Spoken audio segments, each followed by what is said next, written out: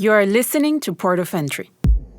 In June of this summer, right before the kickoff of San Diego's Pride Month, we received an invitation to a film presentation and a live performance at the San Diego Public Library. Because of Pride, the library was hosting a number of LGBTQ+ events. Rainbow flags and other Pride symbols decorated the library. The staff were sporting Pride pins and other Pride apparel. We made our way to the library theater. My name's Jeremy Davies. I'm a librarian here. I run our Monday night film program, Picture This.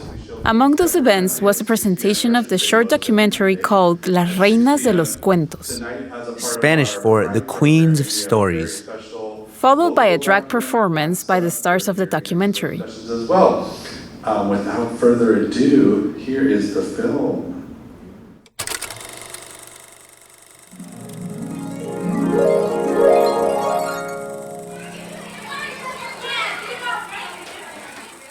Are y'all ready for some reading? Yes! The film starred Xaime Aceves as Raquelita and his duo Francisco Soto as Barbecue. That's Barbecue, not barbecue.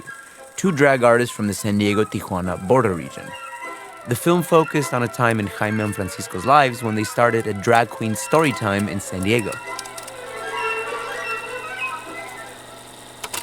you all so much for joining for the film. And we also have some, the stars of the show. Before the panel discussion, we're going to have some live drag performances, special for you all. And up first to the stage is Raquelita. Woo. Get up for Raquelita! It wasn't your typical drag performance, or at least not how the media wants you to picture them. You know, men dressed in scantily clad clothes, performing overly sexualized bits for an adult audience. This was none of that. A drag show. ¿Quién está en el drag show? Jaime está haciendo la sirenita. We're here watching. Ariel la sirenita. What we saw was like something you might find at a theme park like Disney. Yes, there was the princess dresses, big wigs, and copious, and I mean copious amounts of makeup. In this occasion, it was Jaime as Raquelita interpreting Ariel, the Little Mermaid, and Francisco as Barbecue interpreting Pocahontas. Yeah, thank you, Raquelita. And up next, we have a performance from the other star of the film, Barbecue. Give it up for Barbecue! Woo. It was really just Raquelita and Barbecue lip-syncing to famous Disney songs. And I'm a sucker for musicals, so this was up my alley. Yep, your eyes lit up completely and kind of got watery there. What? Cry, baby. No, I wasn't crying. You were crying. After the performance, Raquelita told the audience a little bit about herself. Good evening, my name is Raquelita, and just a little bit about me. I grew up on both sides of the Tijuana and San Diego border, and I do come from a Mexican background. My parents were both from Tijuana. From my mom's side, they're from Michoacan, and from my dad's side, they're from Guadalajara. So I think that's really Jaime, or Raquelita's day job, is as a therapist. Specifically gender-affirming therapy for queer, non-binary, and trans youth specifically, and then also Latinx clients through two different prior practices here in San Diego. And so drag is also like my sort of like side job that I've been able to sort of turn into a small little career and use it to like be an activist in the community and empower other people, specifically youth. And I think that's all I want to share. Thank you. Awesome, thank you. Yes, thank you. If you tuned into the last two episodes, we're showcasing LGBTQ+ stories of the region. These next two episodes are about how two members of the queer community found their true voice and how they resisted and refused to be drawn out in a sea of hostility. One through performance. And it was great because it was just kind of like feeling like I was tapping into this part of myself that I never was able to explore or express given the environment that I was growing up in, where I would always have to, police my femininity, right? And another through writing and painting. Y practicaba ilustración en acrílicos a través de las cuales desarrollaba ese tipo de viñetas en los que contaba diferentes experiencias como una persona queer en Tijuana. This is part 1, Xaime and Raquelita's story, From KPBS, this is Port of Entry. where we tell cross-border stories that connect us. I'm Alan Lilienthal. And I'm Natalie Gonzalez.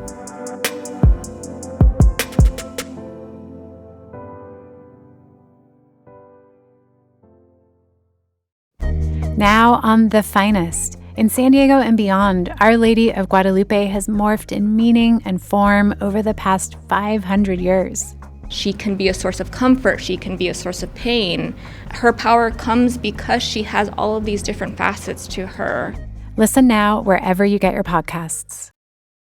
Xaime is a proud Latinx queer man. Although he's confident in his own skin today, that wasn't always the case. He shares his journey of how he came to find a place for himself in an environment hostile to who he was. We first met Xaime at his mother's apartment in Pearl Beach. Hola. Buenas. Buenas. Sí. Ya está listo. Yep. Iniciamos. Hola, ¿cómo Sí, estás? de hecho, sí. Bien, ¿y tú? Bien, Gracias bien. por recibirme. Ya, claro. He moved back in with his mother after splitting with his partner. When we asked if she could join us to be part of the interview process, it was a no. He made it clear that he preferred to hold our interviews somewhere else or have them when his mother wasn't around. It later became evident why that was the case. And I wish I would have taken a little bit longer to come out to them, but I felt ready in that time, so I did. They didn't take it well. My dad told me that it was a phase. My mom thought it was like an illness. De hecho, ella me llevó a un doctor en Tijuana para comprobar de que no era gay. And to do some testing to like try to treat me, for the doctor to treat me and to cure me. It was bizarre, and it was interesting to experience all those things because it kind of traumatized me in a way of like, oh, there's something wrong with me. Like that was the message that I was receiving from my parents. Jaime's parents never really came to terms with Jaime's sexuality. They even went so far as to take Xaime to Tijuana to try conversion therapy when he was an older teen. She had asked me to go with her to Tijuana, and I think she kind of tricked me. Like she didn't tell me we're gonna go see a doctor, and we ended up being at a doctor's. I remember being really mad at her because she tricked me. Like she was deceiving me to like doing something I didn't want to do. To this day, his relationship with his mother is strained. Especially because, you know, she kept on telling me that what I had was an illness, and I kept on telling her that it wasn't an illness, that I was, you know, there was nothing wrong with me. While his mother was more aggressive in opposing Jaime's sexuality, he remembers his father's approach as calling it a phase, essentially believing that Xaime would just grow out of it. And it's interesting because I actually had therapy today, and we're talking about my relationship with my parents, about how my relationship to each one of them is different. My dad passed away 6 years ago, or more than 6 years ago. He passed away in 2015. And my relationship with him never got to the point where it felt like he was unconditionally supportive of me. He was supportive in some areas, and I'm very grateful for that. He helped me with basic needs. He helped me when I was in college. He supported me through some really rough times in my life. But when it came to my sexuality, he was never supportive or accepting. Like, whenever I would try to engage him in conversations about my sexuality or my partners or anything related to the queer world, he would always, like, ignore or avoid the subject. Or just kind of make, like, facial gestures, kind of, like, in disapprove or in disgust. And that was my cue to, like, just not engage anymore. His father owned a tire repair shop in Tijuana. And like many kids who are born into a family business, you have to learn your family's trade early on. He remembers working there and having to man up to the world. So it was kind of like hard having to like grow up in that environment. O sea, imagínense como trabajar con llanteros, o sea, y machistas. Muchos tiempos me acuerdo pues experiencias viéndolos a ellos así nomás kind of being like machista men, like typical behaviors, o sea, catcalling, women who will walk around or just like being like men. And I remember being around that constantly and always having to like be aware of my own behavior. Jaime grew up scared of being perceived as gay or not being man enough, especially after he saw how kids like him got treated and picked on at school. In middle school, there was one openly gay kid that everybody knew about, and everybody would like be like super like homophobic, like they would yell things at him. And I never saw any violence, but the verbal harassment that I think I witnessed was really severe, to the point where like even people mentioning his name around me or seeing him near me during lunch would like activate my sort of defenses, and I would like feel like I needed to freeze or like not interact with this person. And because it, you know, I was a way of me like not wanting to be associated with this person. I was scared, yeah. I was scared and nervous and fearful of like, you know, similar things happening to me. And so, yeah. Not having solid emotional support to fall back on at home meant Jaime lacked the confidence to take on the world and accept who he was. That is, until he found an outlet. I got into drag, yeah. So fast forward to his college years. My last year or two in college, I was a fan of this popular TV show called RuPaul's Drag Race. It's a show about drag queens and a contest to see who is like who can be the top drag queen. And I just remember being really intrigued by just the concept of a drag queen. I remember one of the first years that I was in college, there was like a local drag show that happened on campus. And it was just like these really cool drag queens that were very seasoned, like they had been doing drag for a while. He first checked out the scene and went to a few shows. Like really fun. And I just remember having like this experience, this opinion of like, wow, that's so cool that these queer people are just having fun, performing, entertaining us, and they look really happy. I never thought of myself as actually wanting to pursue being a drag queen. Then he dipped his toes in the waters. And at some point, I was curious to see what drag was like here in San Diego.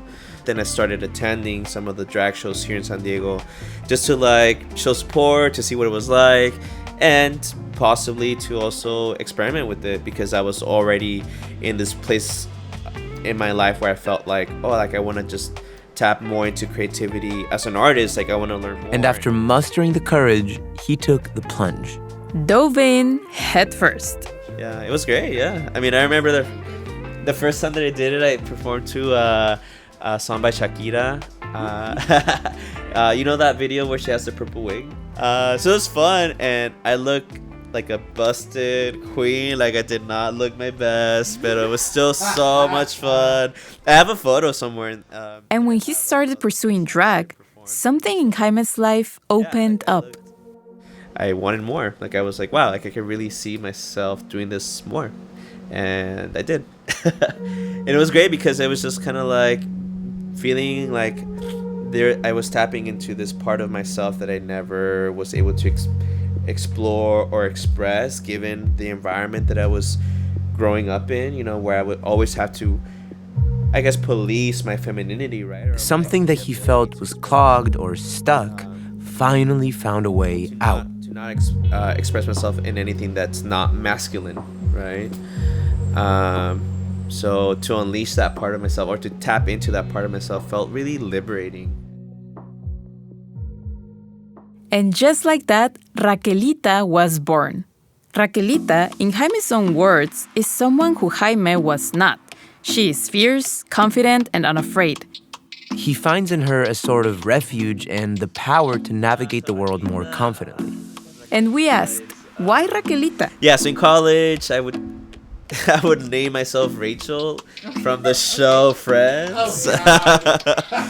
Because it was like a group of friends, like my close group of friends. Like it was like, yeah. I mean, it's one of those shows that I feel like, especially like growing up in the border town, it's like one of those shows that helped me learn English. You know? Yeah. It's not by choice that I, wanted to watch it, but it was just one of those shows that was on TV that I just grew up watching, and I learned a lot of English through it. Mm-hmm.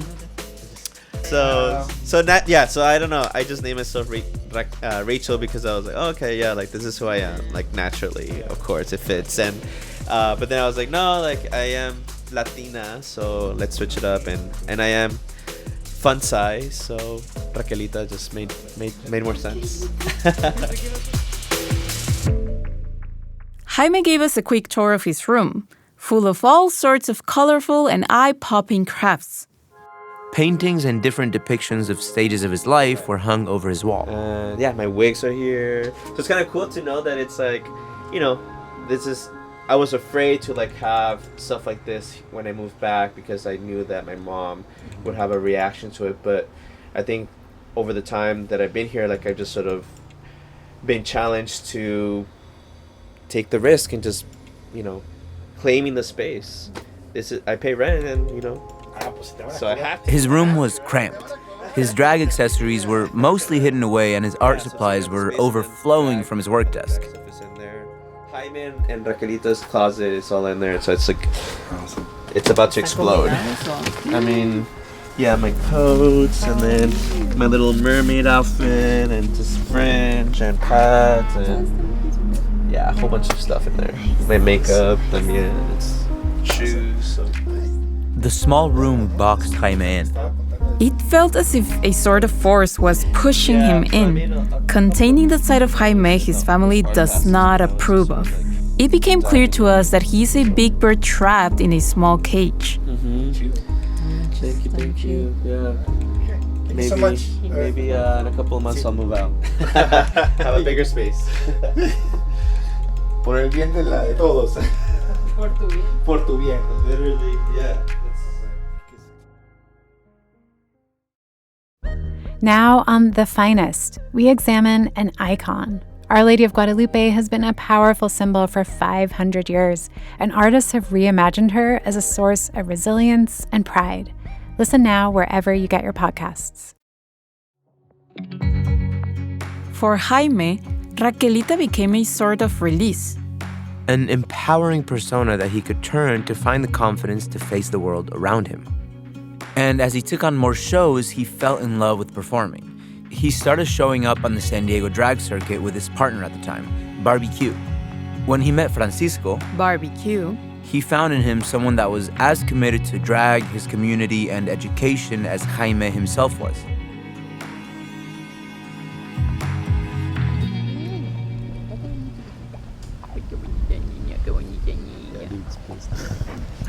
Create visibility for the LGBT plus community. Normalize it. Chochi, hey, Chochi, hey, over here. Sorry. We sat down with Xaime a second time in Berry Park. A park in front of his mom's apartment complex. Yeah. He brought his dog Chochi, a beautiful golden retriever that he shares custody of with Francisco. Xaime told us a story about a specific invitation that he and Francisco received a few years ago. One of my good friends who was involved in the community and who's also a librarian, they reached out to me and my partner at the time to see if we were interested in being a part of this, what they called Drag Queen Story Time. Just to see if we were interested in doing it, you know, to host a little event at the library in Otay Mesa where we would just read a book and maybe perform. And at the time, I actually didn't feel super comfortable with that idea because I just didn't know how it would be received by people.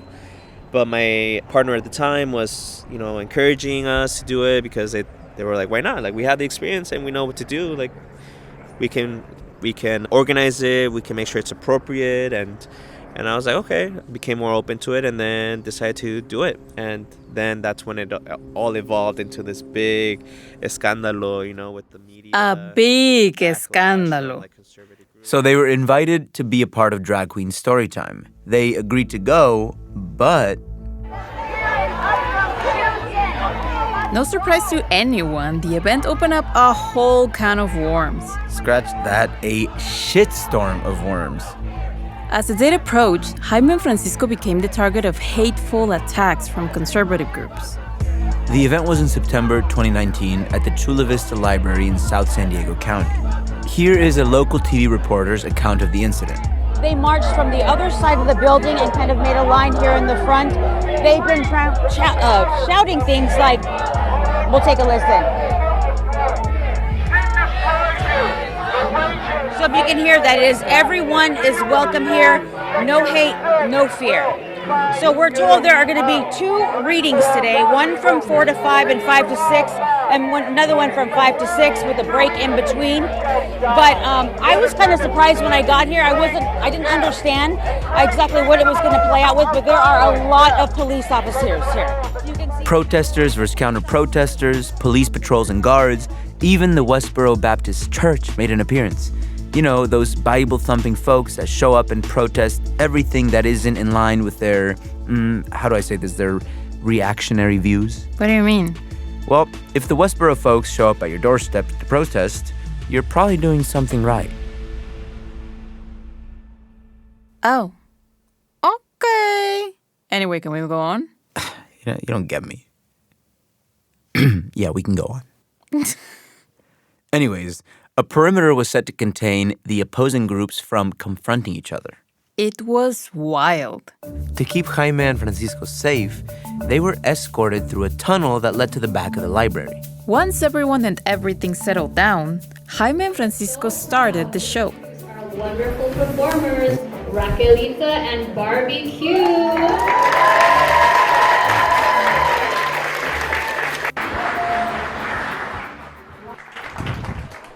Hi, my name is Raquelita. My pronouns are she, her, hers. Hey y'all, and I'm Barbecue, and my pronouns are she, her, hers as well.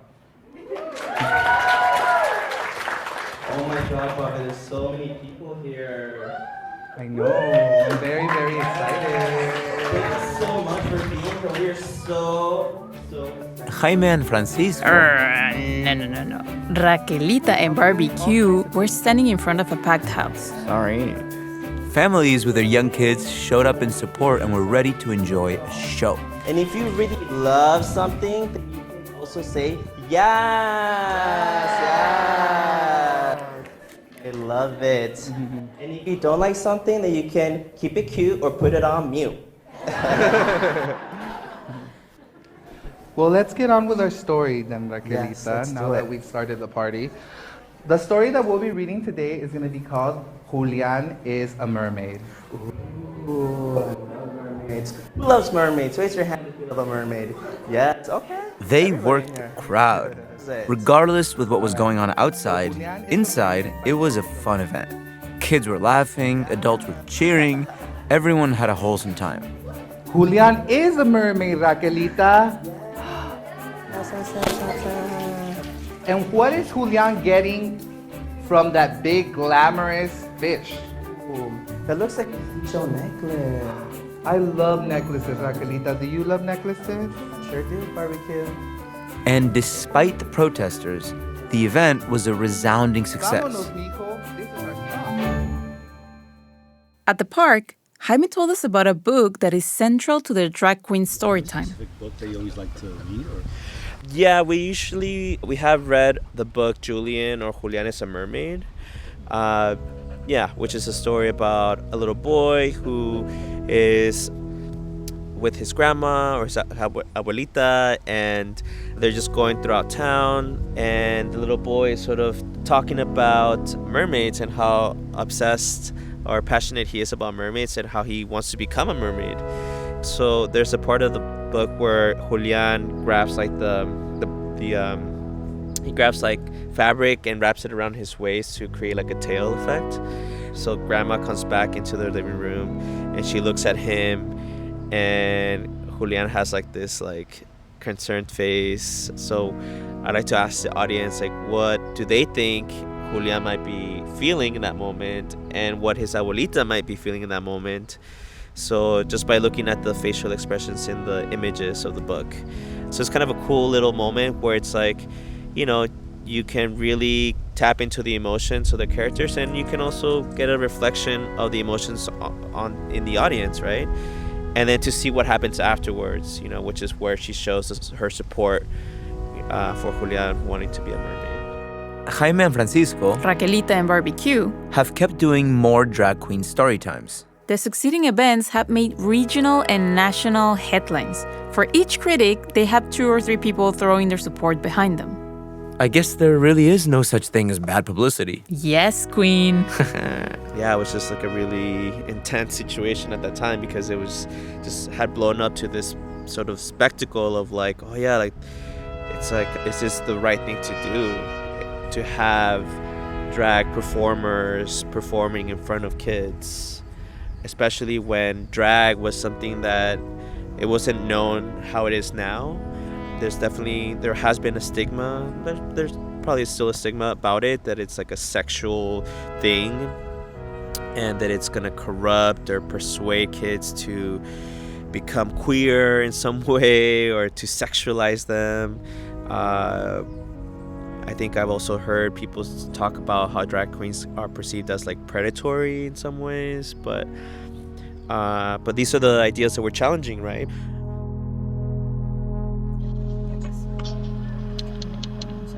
Julio, ¿me escuchas? ¿Qué onda, Jaime? ¿Qué onda? Ya estamos aquí en la University, la 40. We met Jaime one last time in his new apartment in City Heights. Ooh, there he is. Ahí está. Sorry, Jaime. Kept you waiting for a couple minutes. ¿Cómo estás? Oli, ¿cómo estás? Bien, bien. Qué bueno. Bienvenido. Gracias. ¿Ya te mudaste? Más de 2 semanas. Recién mudado. He had moved in 2 weeks prior to our visit. There was definitely a palpable difference in the air. A 2-bedroom flat adorned with all the things that decorated his room at his mom's place. Everything was more spread out and with breathing room. He had an altar up for Dia de los Muertos. His dad's picture was at the top next to a couple of candles and marigolds. In the kitchen, a signboard read, Casita de Jaime y Raquelita. Oh, okay, cool. Yeah. Nice. Oh, wow, qué chido el altar, eh? Nice, dude. It's a nice place. We noticed a difference in Jaime as well. He was completely beaming with enthusiasm. 2 years. And so, how does this feel to finally having your own place? Well, it's been a lot to process as I'm transitioning to my new home. I kind of call it my home arrival, homecoming, and having now my casita de Jaime y Raquelita is really, it feels like a mixture of grieving because I'm leaving behind a life, an era of my life where I had to sort of be in like survival mode emotionally in terms of like how it's affecting my mental health and not feeling secure, not feeling safe to like be myself in front of my family, in front of my mom, having to sort of hide parts of who I am, including my drag, including, you know, my friendships, my romantic sort of partnerships, my job, because a big part of my job is to do gender affirming care, and so that means working with my community. Finally, he had a space of his own. From feeling caged, he was now somewhere where he could build a nest and spread his wings more comfortably. He was very happy. I haven't gotten ready in drag yet here in my new place, but I'm looking forward to it, and I feel like it's going to be exciting. Yeah, I haven't done it yet. Still unpacking, still haven't really made time for anything else, but I'm hopeful that I will maybe in the next couple of weeks. I don't have any gigs, but I think that's the only way to get them is to get dressed up, go out, meet people, and see if people are looking for a performer. Before we took off, our producer Julio asked if Jaime had any last words he would like to direct, maybe to his mother or his past self. He had an insight he picked up from his therapist. He shared it with us before we parted ways. One thing that came up when I was letting them know about my sort of need to have closure with my mom and what I would want to say to her was thank you, goodbye. And so he suggested this sort of a statement from this indigenous group called Ho'oponopono, and it's about self-forgiveness. So it goes to practice Ho'oponopono, take a few deep breaths, with your eyes closed, and then slowly repeat the following phrases 7 or 8 times. I'm sorry, please forgive me, thank you, I love you. I'm sorry, please forgive me, thank you, I love you. So I think about that specific phrase, and it gets me a little emotional because it's a lot of what I've experienced in my relationship with my mom. It's like, I'm grateful, but also you hurt me, and so I'm holding all of these very complicated emotions, and I need to express them to you somehow, but the only way that you'll receive it or hear it is if I just simply say thank you, goodbye. So I think it's a really powerful thing to say, and just by saying those two words, thank you, goodbye.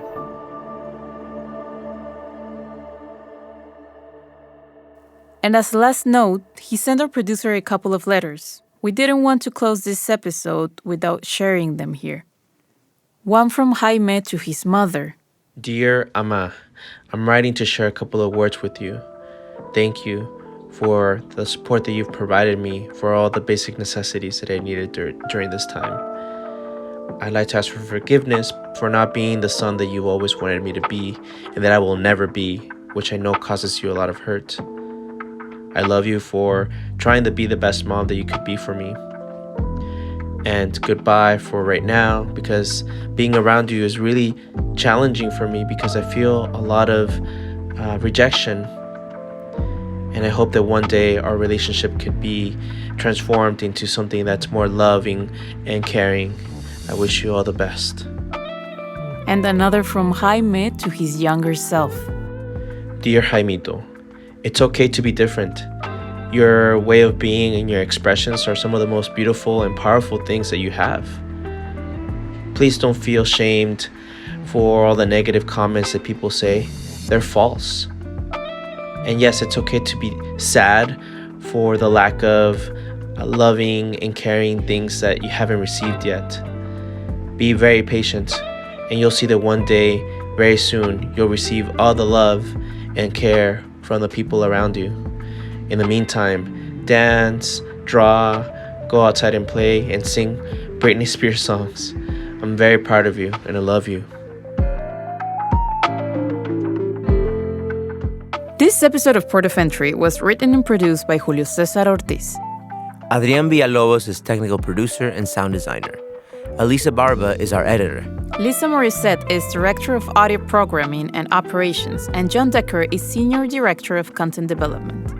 This program is made possible in part by the Corporation for Public Broadcasting, a private corporation funded by the American people. This project was also made possible with the support from California Humanities, a nonprofit partner of the National Endowment for the Humanities. Visit callhome.org. Soy Alan Lilienthal. Y yo soy Natalie González. Nos vemos pronto.